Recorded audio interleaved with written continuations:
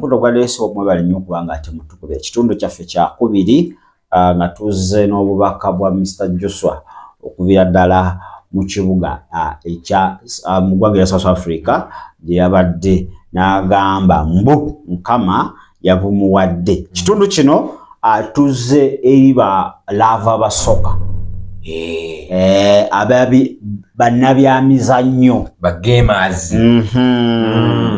Tumanyi nti omwaka ogujja waliyo ekikopo ky'ensi yonna eky'omupiira eky'abasajja. Era ng'ekyo ekikopo kyategekebwa mu mawanga ag'enjawulo ag'America, South America, muri Argentina, US n'amawanga amalala. Era kigabeerawo mu mwezi ng'ogw'omukaaga ogujja. Kakale okusinga ku bubaka bw'owulidde mu kitundu ekisooka Joshua akugamba okukwakulibwa kugenda beerawo mu gw'omwenda. Okukwakulibwa bwe kubeerawo bwe kumala okubeerawo buti kitegeeza ekyo kye tuyita tribulation. Nti ensi egenda kubeera so violent kubanga kanisa ejja kuba emaze okukola ki okukwakulibwa. Kakati buli activity yonna egenda kusannyalala ebadde erina okuba nga ekolebwa akuba abantu bagenda kufuuka bintuntu ebyo ekisitaani agenda kuba nga afuga. Kati era Mukama n'amulaga nti n'ekikopo ky'ensi yonna eky'abaami ekirina okubeera mu mawanga ge tukumenyedde wammanga tekigenda beerawo. Mukama yagambye teri World Cup.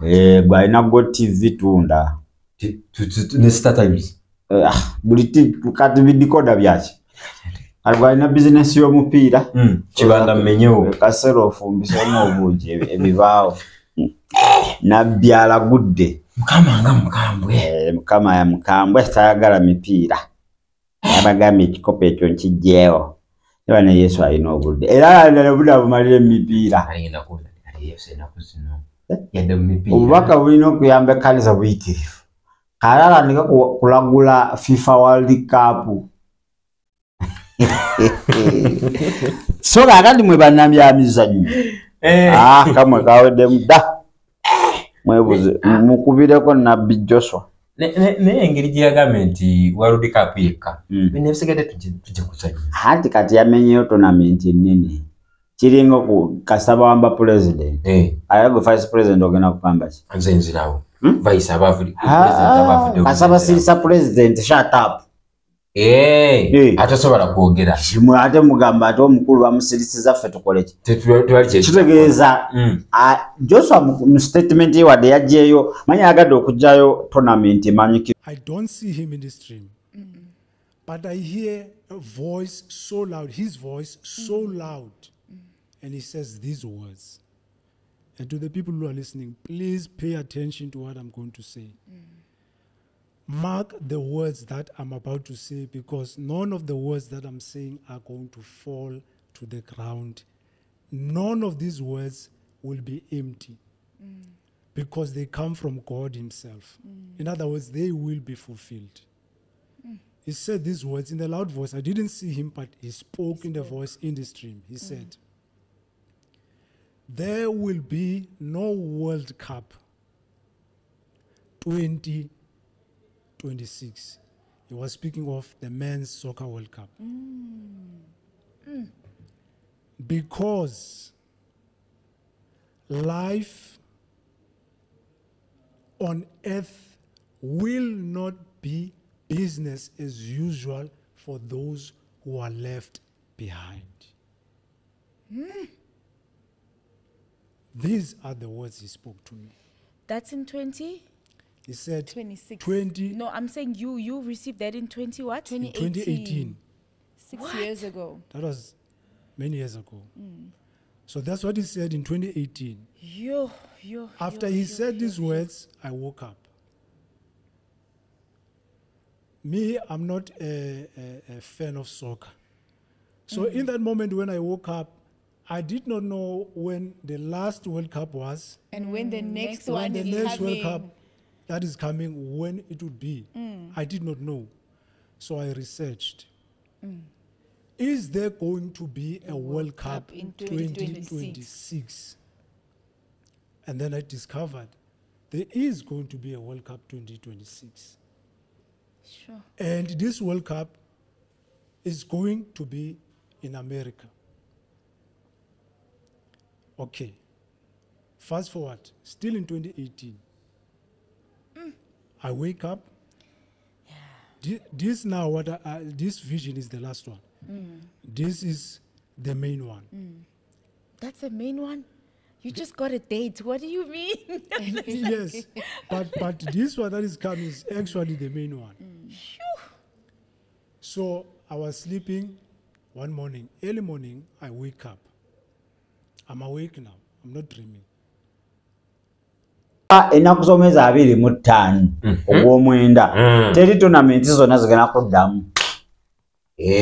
Nono Premier League badagira bwere kati babiveeko. Premier League agenda kuddamu kuzannyibwa okuva beera gino emipiira egisooka ndowooza n'abakulembedde yayinza otwala ekikopo. Anti kati era ku kyange ewedde ate beba birina amakulu ensi egenda kufuuka violent nnyo. Kati Africa tulabye kubanga twali tusuubira okutegeka Africa Cup for the first time. Ate kati ogenda tegeka 2027 ng'eraku kyewedde.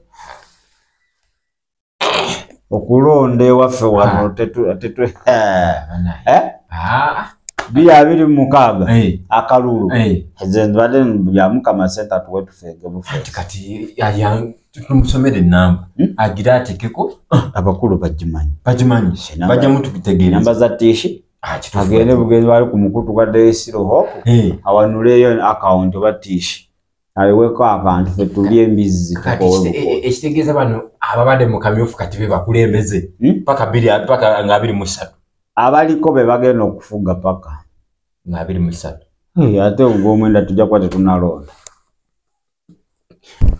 Olabe byafaayo nti enkomerere tuuse nga muzeeyi yatufuga majja musajja badde nakugamba nti abali baawo balisoma history oyo abali baawo bano abasigadde ayo nti bagenda twala abalonde abali baawo bajja kusoma ebyafaayo nti mu mwaka bwe guti Uganda jjajja musajja yagitwala mu kwakulibwa.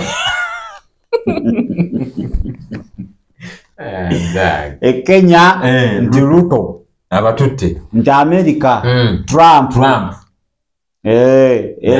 Israeli Netanyahu abatutte kulira Russia ani Putin tugenze China Xi Jinping North Korea nti ani Kim Jong-un banga aguna wao Rwanda Uganda Kagame yafaayo no bikolebwa history ajja kwafa wafu naye nga bannabyamizannyo kibakubye wala nabbi bamwebuuzeeko kirabika abagambi naye tosobola kwegayirira Mukama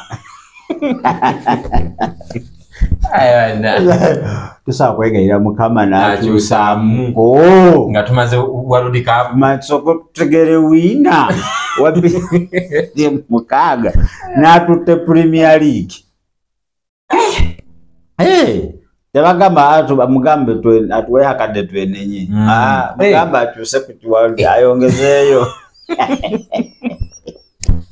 ebyokwenya tebabiri bali ku ndiba tanyompe alawo omunyumiza ebyo gwe kankube bajja bategeke tournaments nga ziriwo ku Sunday ku makya Premier League World Cup bagambe Arsenal Man U guliyo ku Sunday saa 3 ez'okumakya aba service Kanisa gaza njere.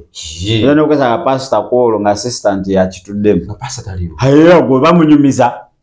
Kana. Hano bera yali ngo mujudiro. Ekyenda no kiraba. Nti pastor yafunyemu olugendo. Pastor yafunyemu ebigwate biraze. Omupiira. Waliwo ensonga ezitalekeka. Hano bera yo. Soka wamanyi bwati. Era kuno tunabasoma abalagula emipiira. Kanawe ntigundi agenda kuba gundi. Nabaga mugolole emikono. Tusabire gundi. Tusabira Arsenal. Awangule. Ekube Madrid. Namwe ne muwanika. Mukama yamba. Nole. Katonda. Mukama. Geno kakana yote. Ngagizera. Na wangudde. Nagamaze mumu. mafuta angalina mujje pulira oguddako yanagira bamugira so balaga nti Katonda affe takyalina byakukola wa mipiira takyalina byakukola yeyo n'ebintu ebitalimu magezi byonna wetubeera katuuti ako tukawe respect abantu tubawe emmere ey'obulamu ezimba wali omuntu ng'azze ku kyaki naye nga ekyonoonya obulamu bwe mupiira ate kati olinga omugamba biri ebyo byodduka we watuufu ddayo obuzizi gwofiire eyo ate kiki ekirala so bannabyamizannyo yoyoyo so wammwe naye nammwe muwandiike banootinge ejja kulaba nga ate ku 28 waliyo geemu ate ogirabye September oba onoba mu birooto ndowooza mayi bagenda kutuuza abantu nga batudde ennaku ezebbiri abantu bagenda kutuula nnyo watta famireyo ne mwesibako olujjegere teri kudduka ate balekaani ate ffenna atusetu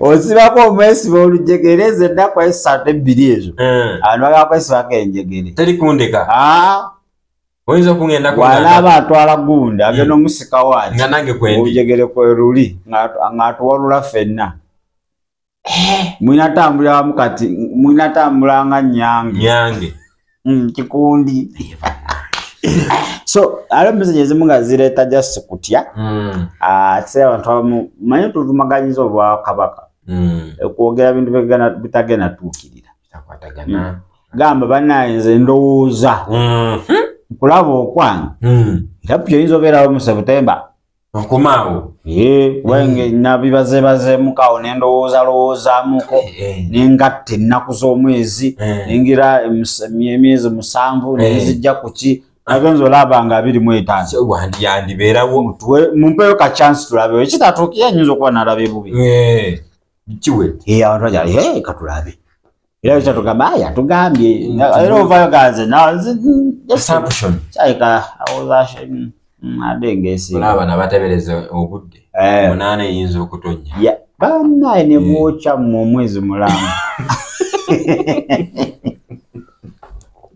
ne gubojja naye bannange ne babatambuza n'amajaketi buli lunaku embeera y'obudde munnange ku ssaawa bwe ziti tambula nga weeteeseteese wandibawo omuyaga ogw'omungi weegendereze abeekayunga egenda kutonyera mwezi n'ogula ogufuirayo n'oteekayo maama mwezi mulala tolaba kwadde ettondo lya nkuba ate edi ne babasasula kube bayogedde nti egenda tonya n'etatonya ate lwaki be bakugana ogenda ku ssomero kati ne baddamu ne bagaba naye ate tulabye ekirala guno omusana ogugenda okwokya mubitirivu maama ne bakuba mwezi nga terekera ne babasasula bobeerero nga ngala ye ne bamusasula sibulamu oli mulabi bulungi wadde ensiri hope yongera okulikinga okusharinga nkujjukiza gwe ayagala okuyiga oluzungu agende ku tish class their education saawa ziba 3 eri class yabegayirizi naye ate era n'okuyiga oluzungu tunyanyimbe kyekibeerayo kyobaga nti bannange yesu yebazibu praise the Lord atakayize ne bagamba what are you speaking nti kale to speak amongo kale katwetolemu katono nnyo wetukomawo tugenda kuleetera n'omukyala akugamba nti kyempale teekako ba hakuna shida tewali buzibu wewe weka mpale kabisa olwo oluswayiri lwa Uganda Tanzania ziba kibooko kabisa ti wewe weka mpale aisha teba weka mpale mwana katukomewo